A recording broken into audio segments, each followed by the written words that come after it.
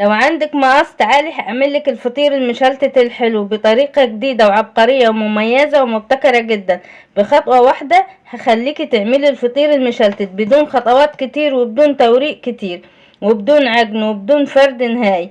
تعالي بس انت تابعي معايا الفيديو وشوفي هعملهولك ازاي بخطوة واحدة. بس اهم حاجة يبقى عنديكي مقص. انا هدى ودي قناتي. لو اول مرة بتتابعيني يا ريت نعمل لايك ونعمل اشتراك في القناة. هنسمي الله ونصلي على الرسول وهندخل على قصتنا النهاردة يا زهرة الكون. قصتنا النهاردة الفطير الحلو بالمقص. اول حاجة انا هحضر الحشوة بتاعتي اللي هي الكاستر. انا معايا هنا كوباية ونص من اللبن او 2 كوباية الا ربع او كوبايتين من اللبن على حسب طبعا الكمية اللي انت هتعمليها. انا هنا استخدمت اعتبر كوبايتين لاني زودت شوية مية على 2 الا ربع، يعني كوبايتين قولي من الحليب. حطيت عليهم 3 معالق ونص من الكاستر، بودرة الكاستر. ممكن تجيب الكيس هو حطيه كله، هو 3 معالق ونص. وحطيت 3 معالق من السكر وحطيتهم على النار. اول حاجة دوبتهم على البارد وبعد كده حطيتهم على النار. هو ده القوام اللي طلع معايا. عندك مكسرات وعايزة تحطي في الحشوة مكسرات حطي، مفيش اي مشكلة. وهنحطها في الطبق بتاعنا عشان تبرد معانا وعايزينها كده تبقى متماسكة، مش عايزاها تبقى خفيفة خالص. يعني كوبايتين عليهم 4 معالق من الكاستر، او هو الباكو اللي انت هتشتريه هو هتحطيه كله على كوبايتين اللبن. مثلا 3 معالق من السكر. ما تحليش طبعا الحشوة جامد. بس هنا الحشوة هنحطها في التلاجة ونسيبها تسقع معانا. هنا تعالوا نعمل العجينة بتاعت الفطير بتاعتنا. حطيت كوباية من المية وحطيت معلقة كبيرة من السكر ونص معلقة من الملح. المكونات دي على نص كيلو من الدقيق. وحطيت نص كوباية مية جنبي عشان لو احتجت مية على حسب طبعا نوع الدقيق. انا هعجن زي ما انتوا عارفيني وبعجنه ازاي، وهقول لكم برضو طريقة تاني سهلة وبسيطة برضو هتعمليها وهتريح عليكي، ولا عجن ولا غيره. انت مجرد ما هتظبطي العجينة وبعد كده تحطيها في الكيس.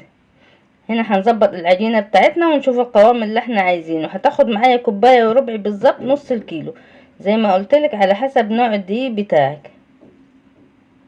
بس كده انا بلم العجينة بتاعتي لميتها كده شايفينها. بلمها بس مش بعجن فيها كتير، ولا اريح 5 وارجع لها ولا اريح 10 وارجع لها. شايفين شكلها منعكش ازاي؟ لا انا مش عايزة كده، دي خالص ما تنفعش معايا للفطير خالص. انا هحط معلقة زيت. شايفينها بتتقطع ازاي؟ انا لميتها وظبطتها بس كده. يعني كوباية وربع على نص كيلو من الدقيق، اهو ربع كوباية المية لسه قاعد معايا. هنا معايا الكيس. حطيت معاه معلقة من الزيت كبيرة وهحط من فيها العجينة. هربطه كده واسيبه في الطبق بتاعي. المرة دي مش هستخدم مية. استخدمت مية ما استخدمتيش مية هي الكيس هيديكي نفس النتيجة. هنا من غير مية دافية ولا مية سخنة خالص. سيبيه لمدة 10 دقايق وارجعي له هتلاقي العجينة معاكي زي الملبن. وهوريها له الطريقة دي برضو بتمشي معانا. الطريقتين احلى من بعض. شايفين الكيس ده مترميهوش طبعا هنحتاجه. بصوا العجينة عاملة ازاي؟ شايفين مطت معايا ازاي؟ شايفين شكلها؟ دي شكلها زي الاول؟ لا، ولا تعجني ولا تقعدي تعجني وترجعي 5 دقايق و6 دقايق. بس كده العجينة كده خلصت معانا 100. شايفين قوامها؟ تبقى معاكي زي اللبان او زي الملبن. تحفة. طريقة سهلة وبسيطة خالص وما بنتعبش ايدينا. اللي ايديه وجعاه ما يستخدم الطريقة دي. بس انا هقطعهم على 8 كور زي ما انتوا هتشوفوا معايا. نص كيلو على 8 كور هيعمل لي 4 فطاير حلوين خالص. حلو. هعمل لك طريقة سهلة وبسيطة خالص ومش هتتعبي فيها خالص، ولا هتقعدي تورقي 5 طبقات ولا 10 طبقات. هي طبقة واحدة وخلاص. انا هعمل 8 كور بحيث هحط كل 2 مع بعض. بس كده كورتهم هحطهم على اجيب صينية وشوية زيت يا زهرة الكون زي ما انت شايفة معايا واحط لهم شوية زيت وغطيهم لمدة 5 دقايق بس مش اكتر من كده. 5 دقايق نرجع لهم على طول. وبعتذر لو الفيديو طويل يا زهرة الكون، بس انا بجيب لك طريقة سهلة وبسيطة خالص. وبشكر كل زهرة اشتركت عندي وكل واحدة او كل زهرة كتبت لي كومنت بايديها القمر انا بشكرها. وهنا اكتبوا لي كومنتات كتير واي سؤال انا مستعدة اجاوب عليه. هنا هنجيب كل 2 مع بعض وهنحط لهم شوية زبدة. انا معايا هنا زبدة. انت زبدة سمنة زيت اللي انت هتستخدميه. هنجيب رشة الدقيق اللي انا بحطها. لازم تحطوا رشة الدقيق مع النشا تعملوا معلقة ومعلقة وتحطوها بين الطبقات. انا هنا نسيت بس في اخر واحدة هقول لكم ان انا حطيت، وهرجع احط لهم كلهم. يعني انا هعمل 2 قدامكم كده ومش مسرعة الفيديو عشان خاطركم، عشان انتوا تستفيدوا، ما تقولوش الفيديو طويل. بس كده بحط الزبدة، وزبدة ايه تكون بدرجة حرارة المطبخ، او السمنة برضو بدرجة حرارة المطبخ. ما عندكيش سمنة ولا زيت ممكن زبدة اعمليها بالزيت. اهي اخر واحدة حطيت الدقيق والنشا زي ما قلتلك، وهرجع احط ايه للاولانيين زي ما انتوا شايفين كده. يا زهرة الكون معايا، يا رب اكون خفيفة عليكم وبتستفادوا اي معلومة. بس كده احنا مش هنريح ولا اي حاجة، هنشتغل بقى. اول واحدة ايه عملناها هنفردها. طبعا انا هسرع الفيديو شوية زي ما انتوا شايفين عشان الفيديو ايه طويل شوية. هنفرد عادي ايه، اعدلي وقلبي فيها كده عشان يبقوا الطبقتين قد بعض، ما تبقاش واحدة كبيرة واحدة صغيرة. واستخدمي هنا سمنة وزيت، سمنة وزبدة اللي موجود عندك. هنجيب الكوباية بتاعتنا الجميلة دي، المفروض نحطها في النص بس انا مش واخدة بالي على فكرة، يعني هي المفروض تبقى في النص.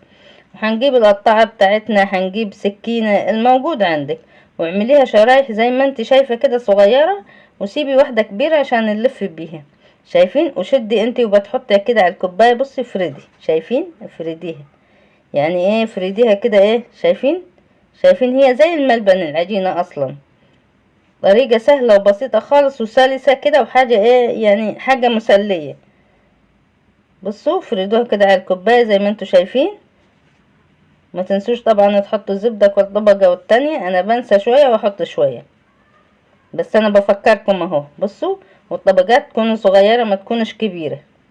افرديها ايه زي ما انت شايفاني انا بعمل ازاي، يعني مش زي ما فردتيها مثلا تحطيها اخر واحدة دي بنلفها عليها كلها، عشان كده بنسيبها كبيرة شوية. بصوا بفرد برضو فيها، بصوا اهي عشان ما تبقاش الاطراف مكلكعة.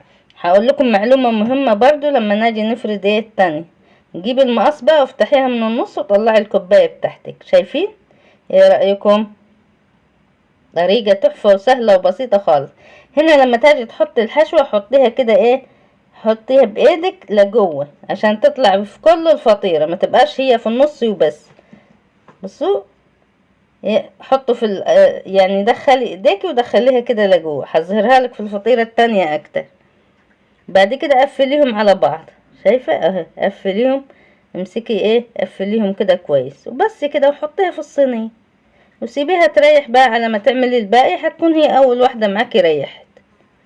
بس كده تمام. تعالوا نفرد التاني. شوفوا لما تاجي تفردوا افردوا الاطراف اكتر من النص، يعني حاولوا النص ما تفردوهوش قوي، يعني ايه سيبوه شوية عشان هيبقى ماسك معانا ايه الحشوة بتاعتنا. شوية زبدة زي ما انتوا شايفين ايه وافردوا. بصوا اهي هسيبها لكم برضو على البطيء علشان تاخدوا بالكم. شايفين؟ وخلوا ايه الشرايح زي ما قلت لكم تبقى ايه صغيرة. بصوا ايه شايفين؟ طريقة سهلة وبسيطة خالص ومورقة وزي العسل، طلعت تحفة. شايفين؟ حطوا زبدة او سمنة زي ما قلت لكم عشان انا بنسى، فانتوا ما تنسوش. ما قلت لك اهي بخطوة واحدة عملت لك الفطير المشلتت الحلو، من غير خطوات كتير ومن غير ما تعملي كور صغيرة وكور كبيرة والكلام ده كله. وتسيبي اول واحدة اخر واحدة طبعا تخليها كبيرة عشان بنلفها ايه على الفطيرة بتاعتنا زي ما انتوا شايفين. هنجيب المقص بتاعنا ونفتح ايه في النص ونطلع الكوباية بتاعتنا زي ما انت شايفة كده. استخدمي الكوباية ما يكونش فيها ايد عشان تعرفي. هنا لما تحطي الحشوة بصي حاولي حطي الحشوة كده لجوه، تاخدي بالك. انا بصي هخليكي بصي لي كده، بصي اهي يعني دخلي الحشوة كده لجوه عشان تبقى في كل الفطيرة. معلش لو ايه ده مخليها اهي، شايفين؟ بصوا اهي دخلوها كده الحشوة بس كده. وهنقفل الفطيرة بتاعتنا وخلاص كده الفطيرة خلصت. وهنحطها في الصينية ونسيبها تريح برضو ايه زي اخواتها كده. بس كده هعمل كل الفطاير زي بعض وارجع لكم ان شاء الله. اهم حاجة ايه التقفيلة الحلوة دي للفطيرة بتاعتنا. هنا هنفردها بعد ما ريحوا، وبعد كده هنخبزهم في الفرن. عايزة تخبزيهم على عين البوتاجاز في طاسة ماشي، بس عشان جاتني كومنتات كتير نعمله في الفرن ولا لا، انا المرة دي عملتهولك في فرن البوتاجاز. حطيته طبعا لازم نسخن الفرن الاول وبعد كده نحط الصواني بتاعتنا. ممكن تحطيه لو فرنك ضعيف حطيها على الصاجة وبعد كده ارفعيها فوق وافتحي الشواية. فرنك شديد خلاص يعني ناره قوية كده، يبقى ايه حطيها على الرف الوسطاني. وطلع معانا احلى فطير، احلى فطير زي ما انتوا شايفين، حاجة كده بصراحة تحفة. الفطير كان بيتحدث عن نفسه. لو عايزة تخبزيه على عين البوتاجاز اخبزيه، عايزة تخبزيه في الفرن دي بتاعتك انتي، الطريقتين حلوين.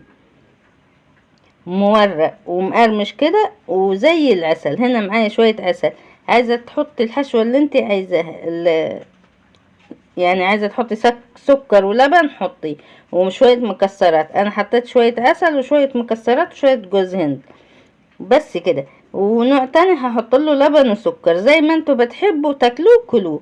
ممكن تاكلوه برضو بالحشوة على كده، بس هو لازم يتحط له عسل عشان يبقى ايه طعمه حلو. شايفين تحفة والله العظيم، طالع تحفة ومورق، والله مصلي على النبي. صلوا على النبي في الكومنتات كتير يا زهرة الكون. تحفة تحفة تحفة، طالع طري كده وحاجة بصراحة خرافية، فكرة عبقرية. وبخطوة واحدة زي ما قلتلك عملتلك الفطير المشلتت الحلو من غير ما تقعدي تورقي. شايفة التوريقة عاملة ازاي من جوه؟ بصي بوريك التوريقة، عشان بقولك زق الحشوة ليه عشان تطلع في كل الفطيرة. بصوا الحشوة عاملة ازاي معانا، شايفين الحشوة تحفة مالية الفطيرة كلها. بالهنا والشفا ليكم مقدما، يا رب اكون ايه اديت اي معلومة، واي سؤال انا تحت امركم. بصراحة الطريقة تحفة وفوق الخيال، مفيش احلى من كده، سهلة خالص وخطوة واحدة زي ما قلت لكم، وبدون عجن وبدون فرد وبدون توريق كتير، وبالمقص هيحللك المشكلة دي كلها.